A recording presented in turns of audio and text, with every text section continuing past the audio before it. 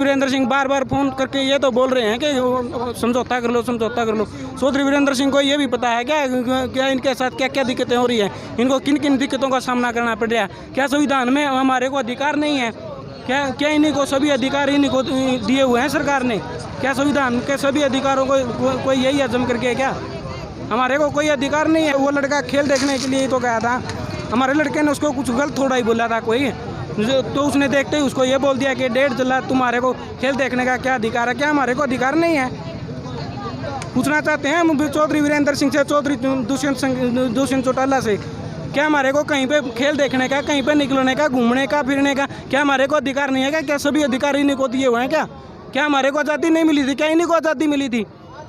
हम तो आज भी गुलाम हैं, हमें आज भी इनकी गुलामी सहन करनी पड़ रही है। हमने किसान आंदोलन में पूरा इनका बढ़ चढ़कर सहयोग करा, और जब ये हमारे साथ ऐसी दरिंदगी कर रहे हैं तो हमने आगे से इनका किसी प्रकार का कोई सहयोग नहीं करेंगे। हमने इनको पैसे भी इकट्ठे करके दिए हैं किसान आंदोलन में, और अब आज इन्हीं लोगों ने हमारा सामाजिक बहिष्कार कर रखा है। हमारे को गाँव से ना तो परचून का सामान मिल रहा है, ना ही डेयरियों से दूध मिल रहा है, और ना ही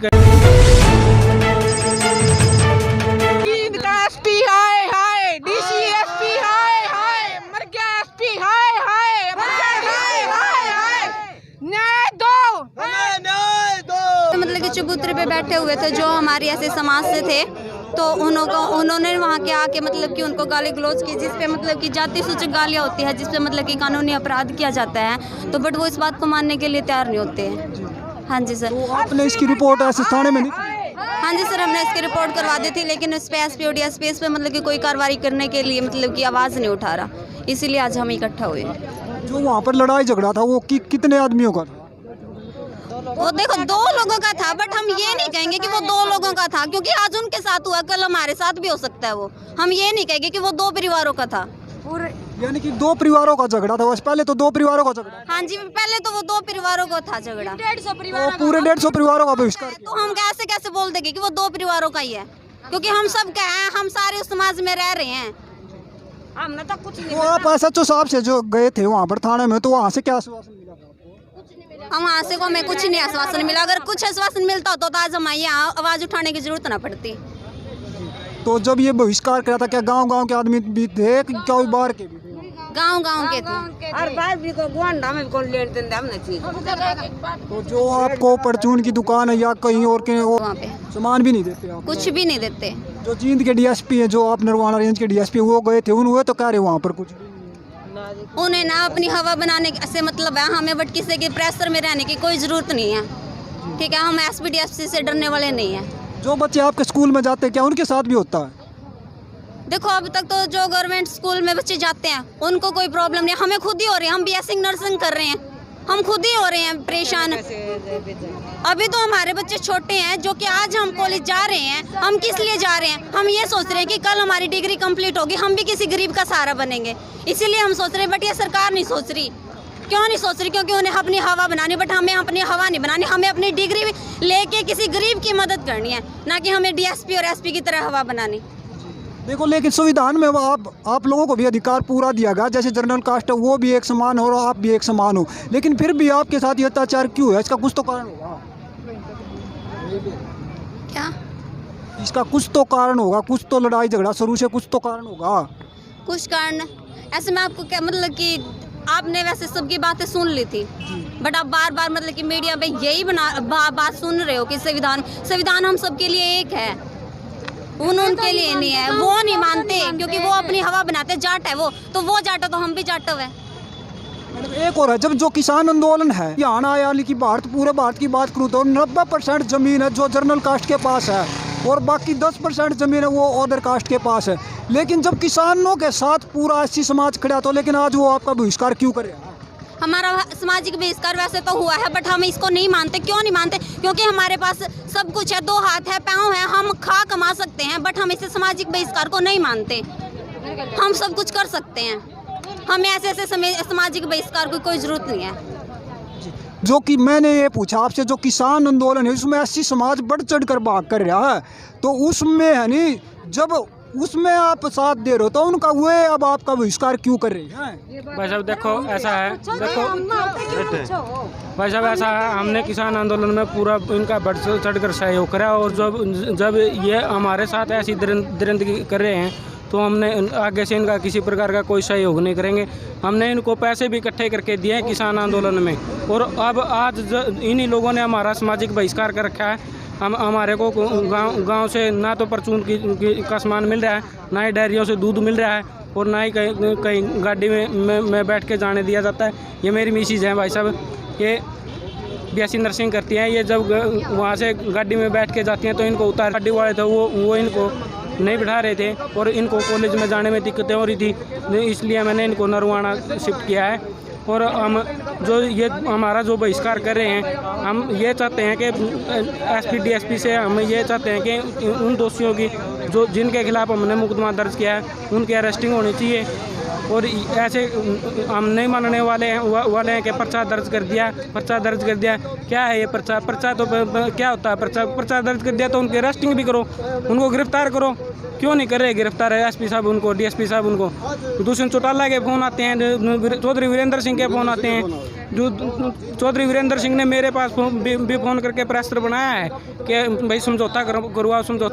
क्यों नहीं समझते? चौधरी वीरेंद्र सिंह के भाई इनके ऊपर अत्याचार हो रहा है और जो दोषी है उनकी गिरफ्तारी होनी चाहिए। क्यों नहीं समझ रहे चौधरी वीरेंद्र सिंह? चौधरी वीरेंद्र सिंह बार बार फ़ोन करके ये तो बोल रहे हैं कि समझौता कर लो। चौधरी वीरेंद्र सिंह को ये भी पता है क्या इनके साथ क्या क्या दिक्कतें हो रही हैं, इनको किन किन दिक्कतों का सामना करना पड़ रहा है। क्या संविधान में हमारे को अधिकार नहीं है? क्या इन्हीं को सभी अधिकार इन्हीं को दिए हुए हैं सरकार ने? क्या संविधान के सभी अधिकारों को कोई यही हजम करके क्या?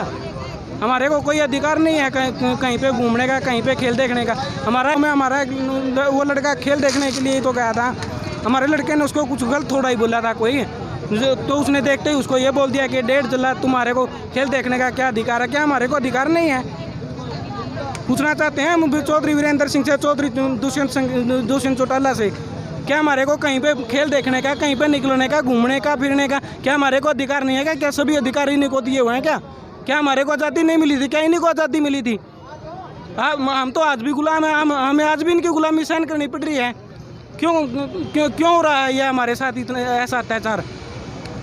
चौधरी वीरेंद्र सिंह और चौधरी दुष्यंत चौटाला खट्टर, वो पूरा सरकार का रवैया यही है। आँख मिचे हुए हैं, आँख मूंद रखी है इन्होंने, ये देख ही नहीं रहे हैं कि गरीब की हालत क्या है।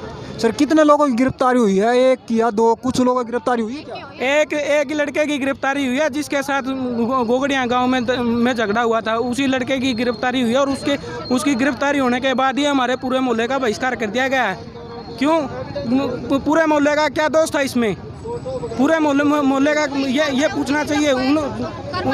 पूरे गांव ने इकट्ठा होकर और उन 20-25 लोगों ने मीटिंग बना के और बाहर आके ये बोल दिया कि भाई ऐसा गांव का ऐसा फैसला है कि इनका सामाजिक बहिष्कार कर दिया गया, मंगू पकड़ का इनको कोई कुछ सामान नहीं देगा।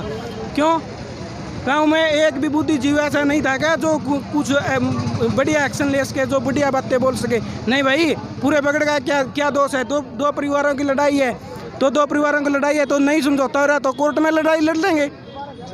क्यों किया पूरे पकड़ का बहिष्कार?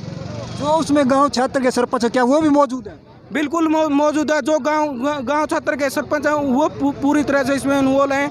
क्योंकि जब पहले हमारे लड़के से 30 को गली में पीटा गया था, मैंने उनके पास फ़ोन किया था और उनके पास जो मैंने बातें की थी उनके साथ, उनकी मेरे पास रिकॉर्डिंग है।